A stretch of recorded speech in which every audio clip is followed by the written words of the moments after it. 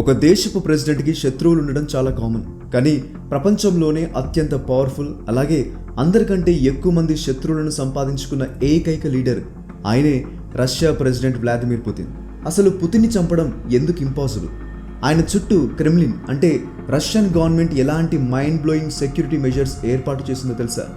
చక్రాలపై నడిచే ఓ కోట లాంటి కారు, పక్కా ప్లాన్తో ఆకాశంలో విమానాలతో చేసే గందరగోళం, జేమ్స్ బాండ్ సినిమాల్లో నుంచి డైరెక్ట్గా వచ్చిందా అనిపించే ఓ గోస్ట్ ట్రైన్, అంతేకాకుండా ఎవరు ఊహించని ఎన్నో మైండ్ గేమ్స్.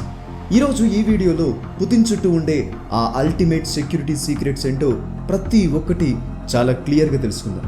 ఎక్కడ స్కిప్ చేయకుండా లాస్ట్ వరకు చూడండి, మీ మైండ్ బ్లాక్ అయిపోతుంది. నిజానికి ఇయర్ 2000 నుండి పుతిన్ ఎక్కువ సమయాన్ని మాస్కో దగ్గర ఉన్న నోవా అగారియోవా అనే అఫీషియల్ రెసిడెన్స్లోనే గడుపుతున్నాడు. కానీ ఆయనకు వాల్దాయ్లో ఒక లగ్జరీ ఇల్లు, క్రిమియాలో ఒక మైండ్ బ్లోయింగ్ ఎస్టేట్, సోచీలో ఒక సమ్మర్ హౌస్, అలాగే కేపిడోపాస్ దగ్గర ఒక పెద్ద ప్యాలెస్ కూడా ఉన్నాయి.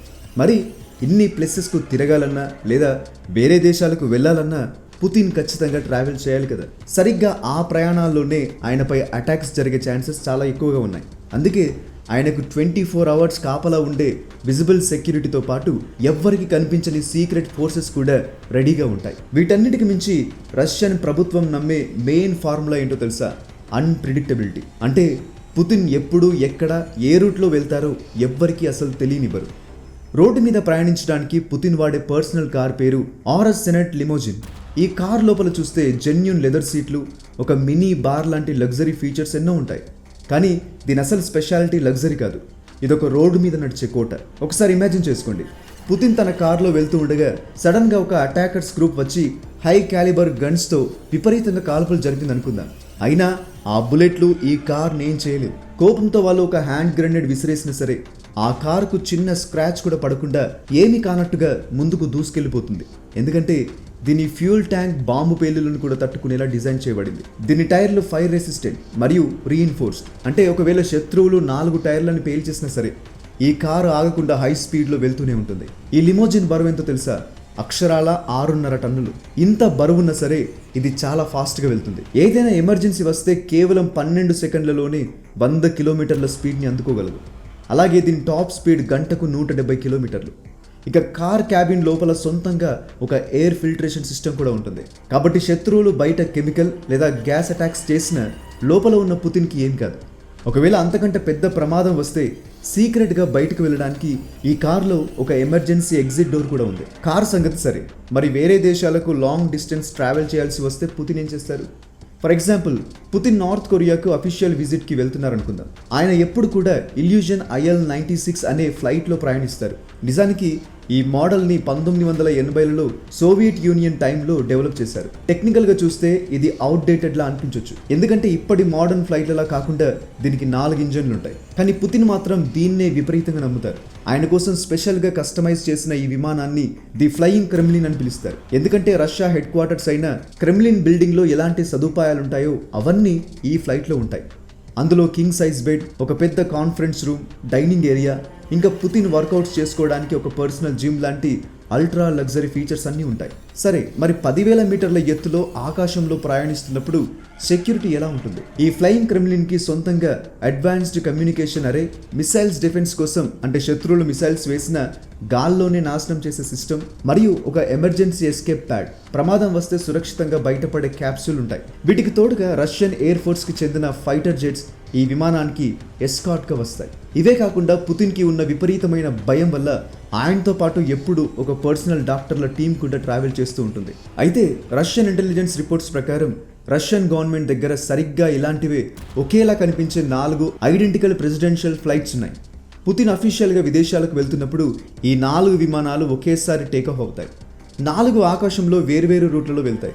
దీనివల్ల అసలు పుతిన్ ఏ విమానంలో ఉన్నాడో కనిపెట్టడం శత్రువులకి అస్సలు సాధ్యం కాదు. కానీ ఈ 4 విమానాల ప్లాన్లో కూడా ఒక చిన్న వీక్నెస్ ఉంది. ఈ రోజుల్లో ఫ్లైట్ రాడార్ లాంటి వెబ్సైట్స్ ద్వారా ఏ విమానం ఎక్కడికి వెళ్తుందో ఈజీగా ట్రాక్ చేయొచ్చు. కాబట్టి ఒక పవర్ఫుల్ శత్రువు అనుకుంటే ఆ 4 విమానాలను ఒకేసారి గాల్లోనే టార్గెట్ చేయగలరు. సరిగ్గా ఈ ట్రాకింగ్ భయం వల్లే పుతిన్ విమానాల కంటే ఎక్కువగా తన పర్సనల్ ట్రైన్లో ప్రయాణించడానికి ఇష్టపడతాడు. ఈ ట్రైన్ రష్యా గుండా వెళ్తున్నప్పుడు మీరు అది పుతిన్ ట్రైన్ అని అస్సలు గుర్తుపట్టలేరు. ఎందుకంటే ఇది నార్మల్ రష్యన్ ప్యాసింజర్ ట్రైన్స్ లాగే గ్రే కలర్లో రెడ్ స్ట్రైప్స్తో ఉంటుంది. కానీ చాలా జాగ్రత్తగా గమనిస్తే కొన్ని తేడాలు కనిపిస్తాయి. అంత బరువైన ట్రైన్ని లాగడానికి దీనికి ముందు భాగంలో 1 కంటే ఎక్కువ డీజిల్ లోకోమోటివ్ ఇంజిన్స్ ఉంటాయి. అలాగే స్పెషల్ శాటిలైట్ కమ్యూనికేషన్స్ కోసం ట్రైన్ బోగీ రూఫ్ పైన ఒక చిన్న డోమ్ లాంటి స్ట్రక్చర్ ఉంటుంది. నార్మల్ ట్రైన్స్కి దీనికి ఉన్న తేడాలు ఇవే. పుతిన్కి ఒక స్పెషల్ ట్రైన్ ఉందనే విషయం అంత రహస్యమేం కాదు. క్రెమ్లిన్ గతంలో అందులోని కాన్ఫరెన్స్ రూమ్ ఫోటోలను కూడా అఫీషియల్గా రిలీజ్ చేసింది. కానీ ఆ ట్రైన్ లోపల మిగతా బోగీలు ఎలా ఉంటాయో ఎవ్వరికి తెలియదు. రీసెంట్గా జిర్కాన్ సర్వీస్ అనే కంఫర్ట్ రైల్వే కార్స్ తయారు చేసే రష్యన్ కంపెనీ నుండి కొన్ని అత్యంత కాన్ఫిడెన్షియల్ డాక్యుమెంట్స్ లీక్ అయ్యాయి. ఆ లీక్స్ ప్రకారం ఈ ట్రైన్ లోపల ఉండే ప్రతి బోగీ కంప్లీట్గా ఆర్మర్డ్ మరియు బుల్లెట్ ప్రూఫ్. దీనివల్ల ఆ ట్రైన్ బరువు విపరీతంగా పెరిగిపోయింది. నార్మల్ ట్రైన్ బోగి కింద 4 యాక్సిల్స్ ఉంటే పుతిన్ ట్రైన్లో ప్రతి బోగికి 6 యాక్సిల్స్ పెట్టాల్సి వచ్చింది. మరి ఈ గోస్ట్ ట్రైన్ లోపల ఎలా ఉంటుందో తెలుసా? అదొక నడిచే 7 స్టార్ హోటల్. అందులో పుతిన్ పడుకోవడానికి ఒక బెడ్రూమ్ కంపార్ట్మెంట్, వర్క్ చేసుకోవడానికి ఒక ఆఫీస్ కంపార్ట్మెంట్, ఒక లగ్జరీ రెస్టారెంట్ కంపార్ట్మెంట్స్ ఉన్నాయి. వీటన్నిటికంటే షాకింగ్ ఏంటంటే అందులో కంప్లీట్గా సౌండ్ ప్రూఫ్ చేసిన ఒక మోడర్న్ జిమ్ మరియు ఒక బ్యూటీ సెలూన్ కూడా ఉన్నాయి. ఆ సెలూన్లో మసాజ్ టేబుల్స్తో పాటు పుతిన్ చర్మం ఎప్పుడు యంగ్గా టైట్గా ఉండటానికి రేడియో ఫ్రీక్వెన్సీ కాస్మెటిక్ మెషిన్లు కూడా ఉన్నాయి. అయితే రష్యన్ గవర్నమెంట్ మాత్రం పుతిన్కి ఇలాంటి ట్రైన్ బోగీలు ఉన్నాయనే విషయాన్ని రిజెక్ట్ చేస్తూ ఉంటుంది. ఇవే కాకుండా టర్కిష్ స్టీమ్ బాత్ మరియు లగ్జరీ షవర్స్తో కూడిన ఒక పెద్ద స్పా ఏరియా కూడా ఈ ట్రైన్లో ఉంది. ఈ గోస్ట్ ట్రైన్కి ఎలాంటి అఫీషియల్ టైం టేబుల్స్ ఉండవు. ఏ ప్యాసింజర్ స్టేషన్లోనూ ఆగకుండా దూసుకెళ్లిపోతుంది. రష్యన్ రైల్వే కంపెనీ ఇన్ఫ్రాస్ట్రక్చర్లో టాప్ సీక్రెట్ యాక్సెస్ ఉన్న వాళ్ళు తప్ప నార్మల్ జనాలు ఎవ్వరు కూడా ఈ ట్రైన్ మూవ్మెంట్ని అస్సలు కనిపెట్టలేరు. పైగా పుతిన్ ప్యాలెస్లను కనెక్ట్ చేస్తూ రష్యాలో కొన్ని secret railway tracks, private railway stations కూడా కట్టారు. అలాంటివి మనకు తెలిసినవి 2-3 ఉన్నాయి. ఒకటి సోచీలో ఆయన అఫీషియల్ సమ్మర్ రెసిడెంట్స్ ఉన్న చోట, రెండవది మాస్కోకి దగ్గరగా ఉన్న నోవా అగారియోవాలో, మూడవది ఆయన ఫ్యామిలీతో కలిసి ఎక్కువ కాలం గడిపే వాల్దైలో ఉన్నాయి. ఇలాంటి మల్టీ సెక్యూరిటీ ఉండటం వల్ల ఏ క్షణంలో పుతిన్ ఏ ప్యాలెస్లో ఉన్నాడో చెప్పడం ఎవరికి సాధ్యం కాదు.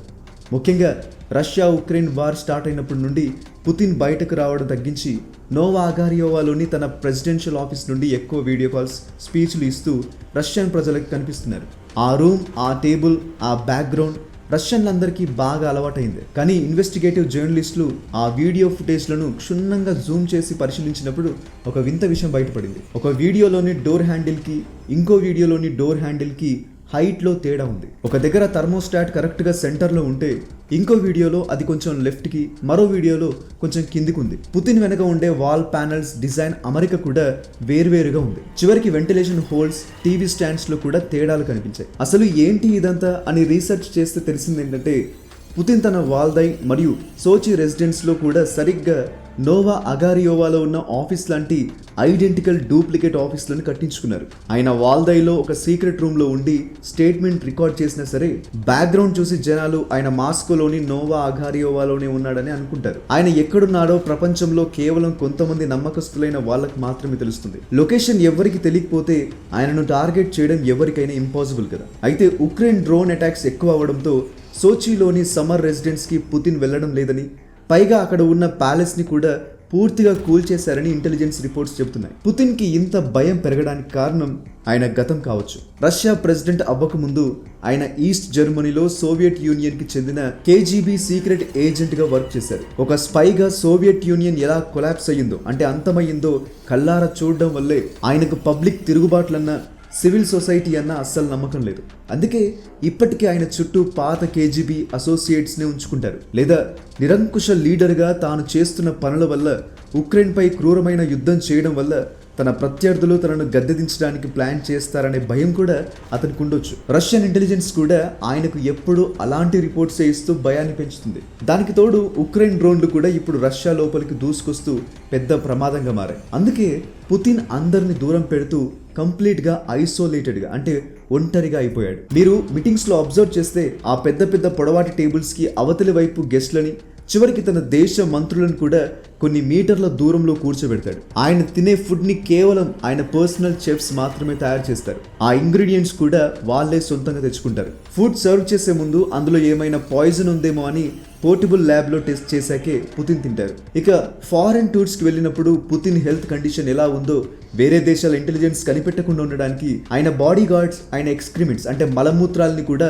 ఒక స్పెషల్ బాక్స్లో కలెక్ట్ చేసి తిరిగి రష్యా పట్టుకెళ్తారట. పుతిన్ ఒక నార్మల్ ప్రెసిడెంట్ లా అందరితో కలిసి డెసిషన్స్ తీసుకోరు. ప్రతి చిన్న విషయాన్ని ఆయనే క్షుణ్ణంగా పరిశీలిస్తారు. తన పవర్ కి మెయిన్ సీక్రెట్ ఏంటంటే రష్యాలో ప్రతి డెసిషన్ తీసుకునే అథారిటీ కేవలం తన దగ్గరే ఉండాలని ఆయన నమ్ముతారు. అందుకే ఆయనకు డైరెక్ట్గా యాక్సెస్ ఉన్న వాళ్ళకు మాత్రమే రష్యాలో పవర్ ఉంటుంది, దూరం ఉన్న వాళ్ళకు ఏముండదు. ఉక్రెయిన్ మాజీ మిలిటరీ ఇంటెలిజెన్స్ హెడ్ ప్రకారం పుతిన్కి కనీసం 3 బాడీ డూప్లికేట్స్, అచ్చు పుతిన్ లాగే ఉండే డూప్లికేట్ వ్యక్తులు ఉన్నారు. వాళ్ళకు ప్లాస్టిక్ సర్జరీస్ చేసి పుతిన్ లా మార్చారంట. కేవలం వాళ్ళ హైట్, బాడీ లాంగ్వేజ్, చెవుల షేప్ ని బట్టి మాత్రమే వాళ్ళను గుర్తుపట్టగలరని అంటారు. అయితే రష్యన్ గవర్నమెంట్ మాత్రం ఈ బాడీ డూప్లికేట్స్ వార్తలన్నీ అస్సలు ఒప్పుకోదు. రష్యన్ ప్రెసిడెంట్ కి సెక్యూరిటీ ఇచ్చే ఫెడరల్ గార్డ్ సర్వీస్ లో పనిచేసిన ఒక మాజీ టాప్ ఆఫీసర్ గ్లెబ్ కరాకులో ఇచ్చిన ఇంటర్వ్యూ ప్రకారం నిజమైన ప్లాస్టిక్ సర్జరీ డూప్లికేట్స్ లేకపోయినా శత్రువులని తప్పుదోవ పట్టించడానికి కవర్ ఆపరేషన్స్ చేస్తారంట. అంటే పుతిన్ లా కొంచెం పోలికలున్న ఒక అధికారిని కారులో ఎక్కించి అందరికి కనిపించేలా ఎయిర్పోర్ట్కి తీసుకెళ్లి విమానం ఎక్కిస్తారు. ఆ విమానం మాస్కో వైపు వెళ్తుంది. దాంతో శత్రువులంతా పుతిన్ మాస్కో వెళ్ళాడని నమ్ముతారు. కానీ అసలైన పుతిన్ మాత్రం సోచీలోనే సేఫ్గా ఉండి ఆయనకు కావాల్సిన పని చేసుకుంటారు. బాడీ డూప్లికేట్స్ ఉన్నా లేకపోయినా పుతిన్ మాత్రం ప్రపంచంలోనే అత్యంత సేఫెస్ట్ కార్లో తిరుగుతూ, సీక్రెట్ రూట్లలో ప్రయాణిస్తూ, ఒక గోస్ట్ ట్రైన్ని వాడుతూ, డూప్లికేట్ ఆఫీసుల నుండి స్పీచ్లు ఇస్తూ ఒక అల్టిమేట్ సెక్యూరిటీ సిస్టంలో బతుకుతున్నారు. కానీ ఇన్ని సెక్యూరిటీ మెజర్స్ తీసుకున్న, కొన్ని కోట్ల రూపాయలు ఖర్చు పెడుతున్న ఆయనకు ప్రశాంతత, సేఫ్టీ అనే ఫీలింగ్ మాత్రం దక్కడం లేదనేది పచ్చి నిజం. శత్రువుల భయంతో కట్టుకున్న ఆ లగ్జరీ కోటలే ఆయనకు పెద్ద జైలుగా మారిపోయాయి. మరి ఈ రష్యన్ లీడర్ వ్లాదిమిర్ పుతిన్ వాడుతున్న అల్టిమేట్ సెక్యూరిటీ మెజర్స్ పై మీ అభిప్రాయం ఏంటో కింద కామెంట్లో తప్పకుండా షేర్ చేయండి. ఈ వీడియో మీకు నచ్చినట్లయితే తప్పకుండా లైక్ చేయండి. అలాగే ఇలాంటి మరెన్నో క్రేజీ అండ్ ఇంట్రెస్టింగ్ వీడియోస్ కోసం ఇప్పుడే ఈ ఛానల్ని సబ్స్క్రైబ్ చేసుకోండి. మరొక ఇంట్రెస్టింగ్ టాపిక్తో నెక్స్ట్ వీడియోలో మళ్ళీ కలుద్దాం. Thank you for watching.